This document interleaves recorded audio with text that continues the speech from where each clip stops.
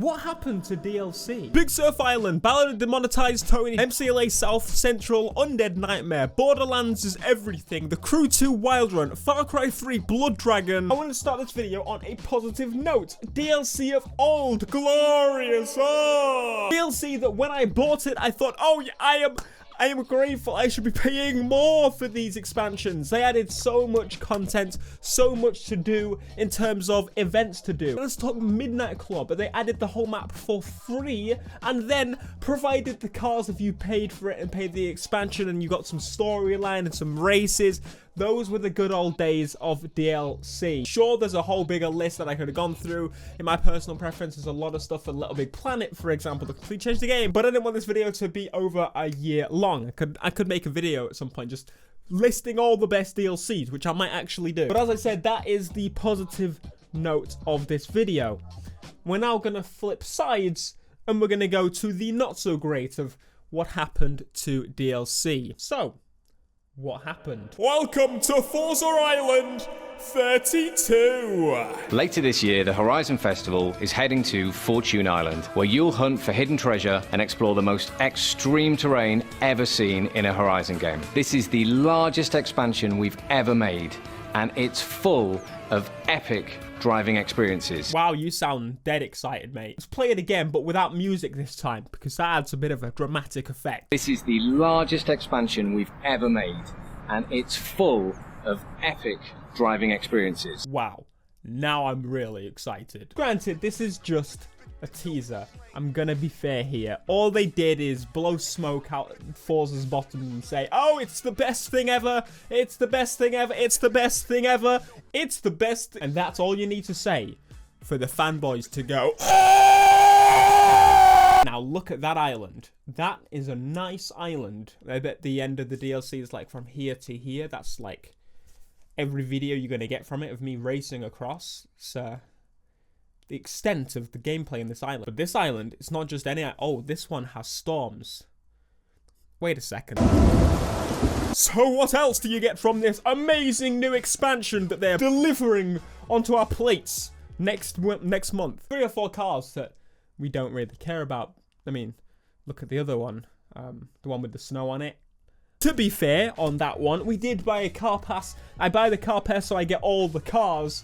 I don't get all the cars in this one. Technically, you don't get all the cars because some come with the island, but generally they're rubbish cars that we don't care about, so I don't care because I bought the car pack. I would be annoyed otherwise. Does that make sense? Now, granted, it's not just Horizon 4, and that's the main topic of this video, talking about that, because that's the current kind of idea of DLC.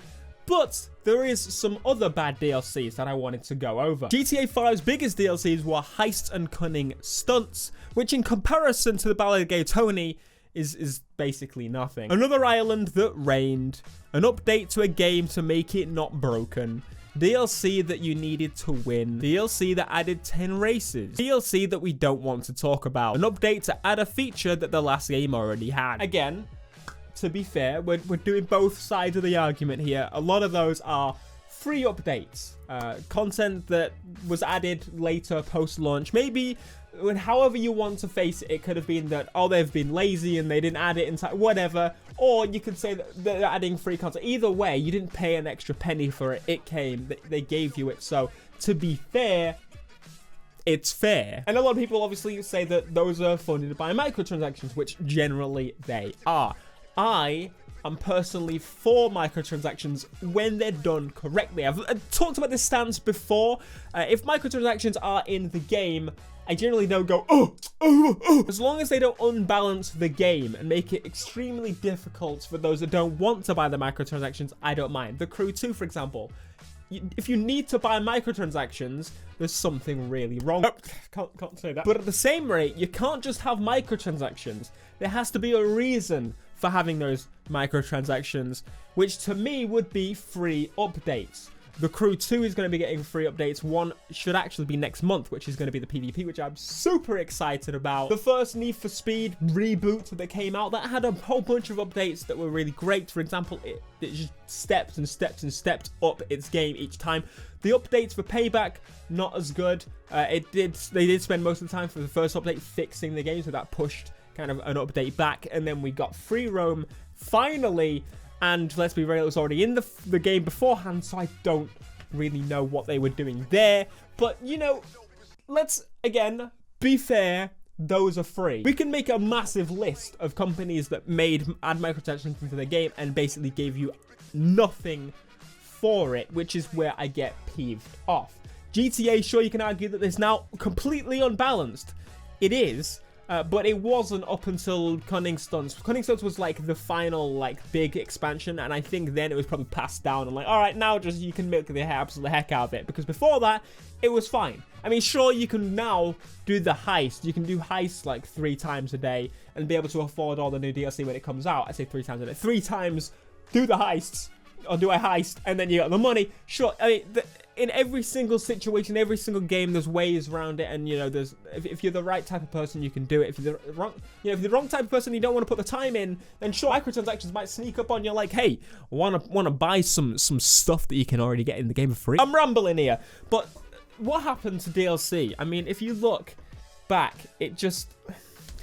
The DLC used to be so much better. In every situation, in every game, I can't name you one DLC that I've been like excited about like in a long time. I mispaid DLC. I know that Rockstar hopefully, well, actually they will release DLC, but I know that they're gonna add you know, free updates into Red Dead Online with microtransactions in the game, that type of stuff. And I know at the beginning of the game it's probably going to be plain sailing, but like 3-4 years down the road it's going to become like, oh, they added 50 new rehashed vehicles that are all slower than the ones already in the game. I say that, it'll be horses. I mean horses. In my head, I'm hoping that expansion 2 of Forza Horizon 4 will be big. Now, to me, although I didn't enjoy it that much, the Hot Wheels expansion for Forza was, in my opinion, one of the best and most creative things they've ever done in the Forza franchise ever.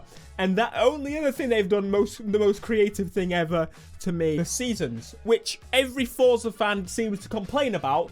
So I don't bloody know what's going on here. The Crew 2's PvP update will hopefully be massive, and I'm hoping that in like a year's time we get an expansion, like Wild Run sized expansion, paid expansion. And you know, again, the whole idea of, do gamers really care about microtransactions? Sure, they might, but I think less and less nowadays. And as long as the game's getting updates, look at Fortnite. I know it's free, but if you look at Call of Duty, no one complains about the microtransactions in Call of Duty anymore. Sure, there's like 1 or 2 people that don't buy the game anyway, so stop your bloody complaining. Like, I don't buy the game, so I don't complain about it that much, except on Twitter. You should follow me there. But I don't want to make this a massive ramble. It's more just, let me know down in the comments, instead of listing, you know, negative stuff, because I don't want this to be a negative place. We want to glorify the old DLC so the developers see that we will be willing to spend more money on a game where you're just rehashing things and making events and copying, pasting and changing them a little bit. We will pay for that. Big Surf Island, fantastic update in every single way. The absolute pinnacle of DLC for racing games ever, in my opinion, is Midnight Club South Central. By no doubt. Insane. Those two, I mean, I wouldn't say they're level. I'd say South Central's a bit higher. But anyway, let me know in the comments your favorite DLC of any game. Doesn't have to be racing, could be absolutely anything. And obviously Wild Run again. Oh my god, those three. All right, let's just stick with those 3 and end it before I list any more. What I've found is that most of the best DLC stuff is actually from PC developers when it comes to kind of smaller indie developers. Car Mechanic Simulators 2018 added a whole bunch of DLC. City Skylines added a whole bunch of DLC, and the thing with those games is that people mod the absolute living heck out of them. So they can't just charge for more cars and everyone will really be happy about it. They can't just, you know, make some extra buildings and charge for them. So instead what they do is they come up with whole new concepts, customization parts, or changing out body parts, or whole new gameplay areas. That's the DLC that I like to see. I don't care so much, again, the cars and stuff is great for car games obviously, but generally I like to see game-changing stuff that changes the ability for you to do things. In the Crew 2, for example, I want to see a race editor, that type of stuff. That's the type of stuff I like to see, but not just a bunged 5-second race editor. I want like proper race editor, like GTA race editor, prop placement, everything. Let me know yours down in the comments. Smash like, subscribe if you are new. And hopefully the Forza expansion's a little bit more exciting than they're letting it out to be. Peace.